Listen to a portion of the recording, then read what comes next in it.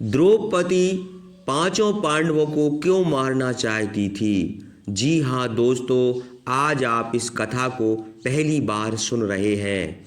द्रौपदी पांचों पांडवों को क्यों मारना चाहती थी? दोस्तों, जब अर्जुन मछली की आंख को तीर से भेद कर द्रौपदी का विवाह करके लेकर आए थे।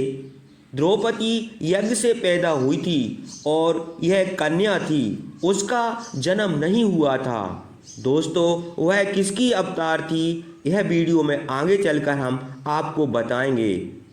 दोस्तों, जैसा कि कहा जाता है कि द्रौपदी को जब पांचों पांडव लेकर अपनी माता के पास आए, माता कुंती से कहा कि हे माँ, देखो हम क्या लाए हैं। माता कुंती ने बगैर देखे ही कह दिया, बेटे पांचों मिलकर बांट लो।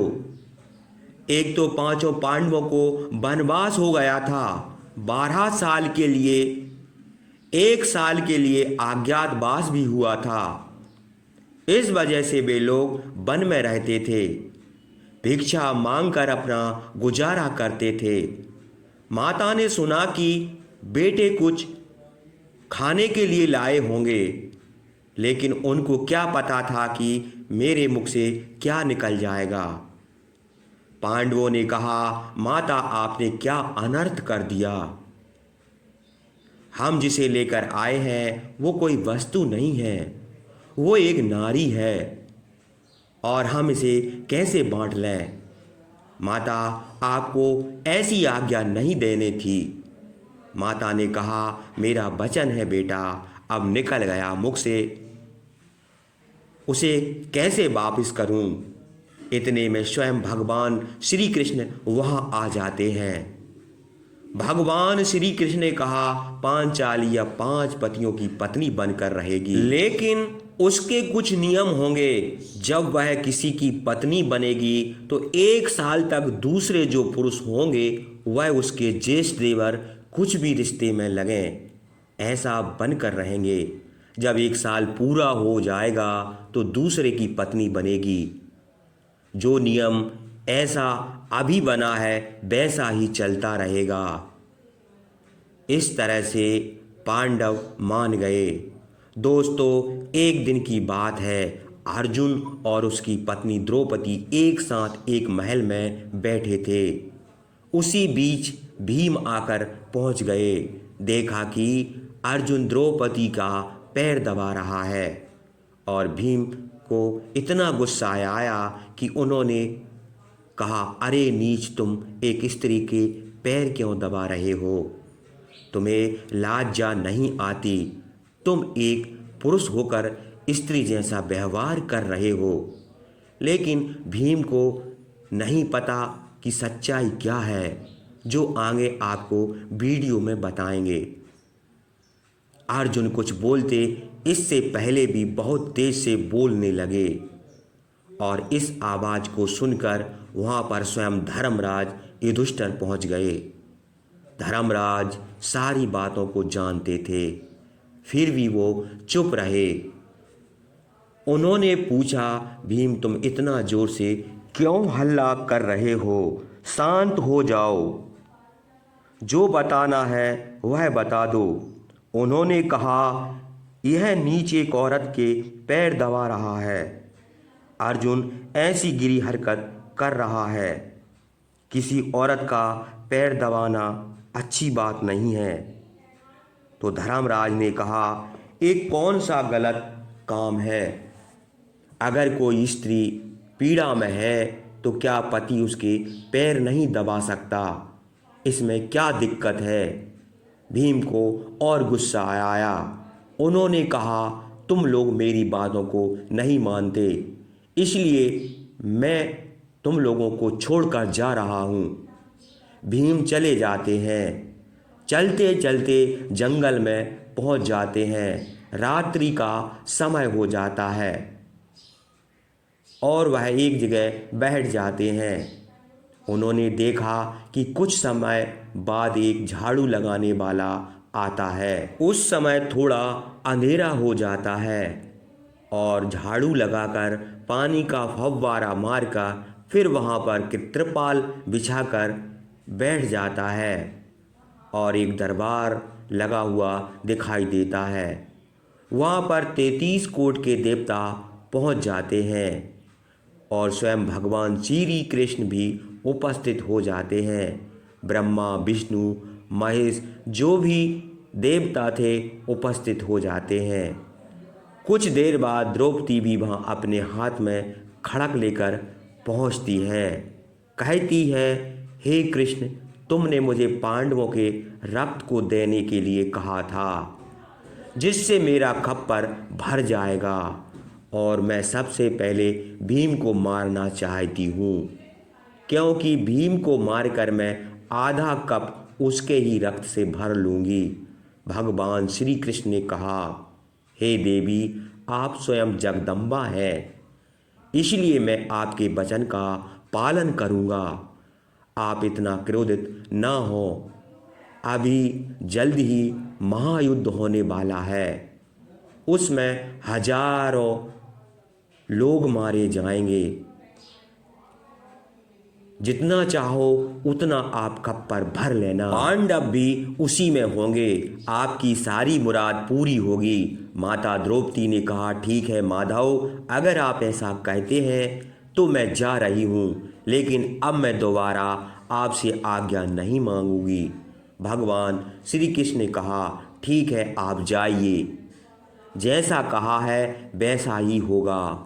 कुछ देर बाद वहाँ से द्रौपदी चली गई, सारे देवता चले गए, स्वयं भगवान श्री कृष्ण भी चले गए। रात्रि का समय था, भीम के अंदर डर पैदा हुआ।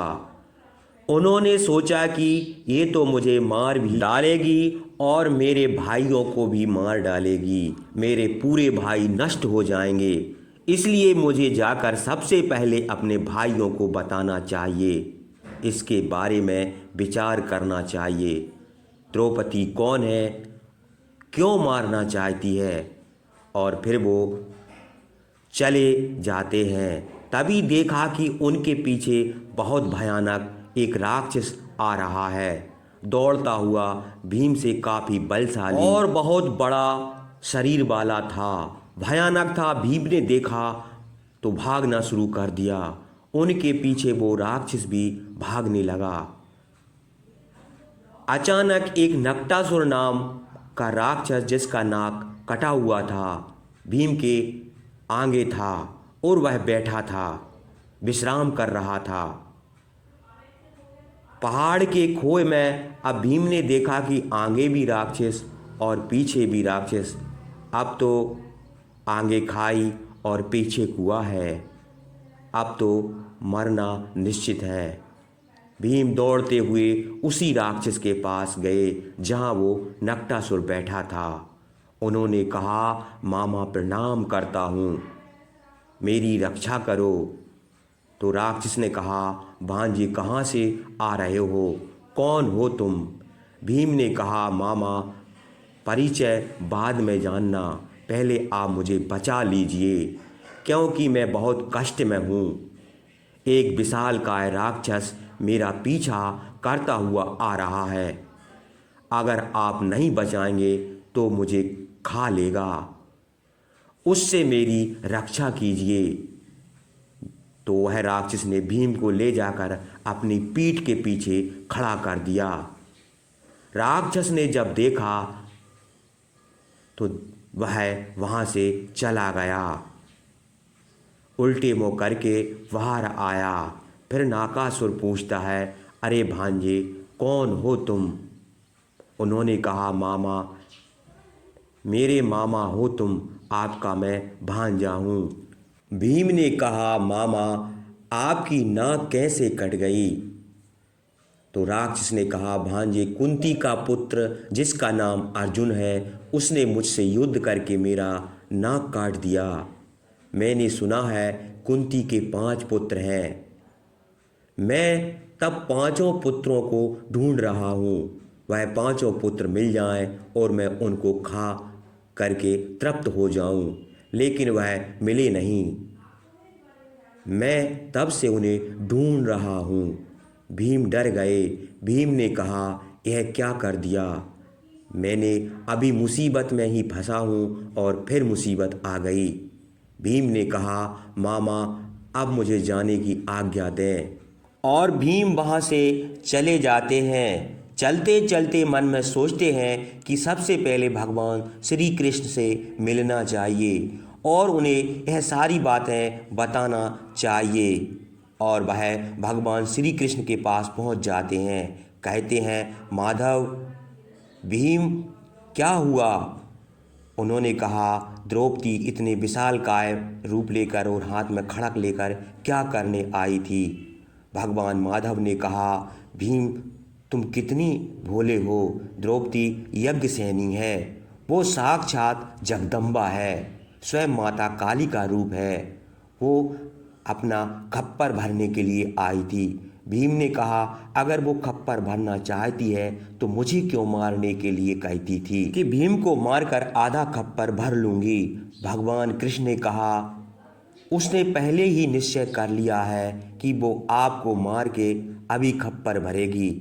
तो भीम ने कहा, प्रभु कन्हैया, मुझे बचाने के लिए कृपा करें, कोई उपाय बताएं। भगवान ने कहा, भीम देखिए, द्रौपदी आपकी पत्नी है। वो नहीं जानती कि तुम जानते हो सारी बात, इसलिए तुम यहाँ से जाओ और कोई भी तुमको भोजन करने के लिए कहे तुम रूठ जाना,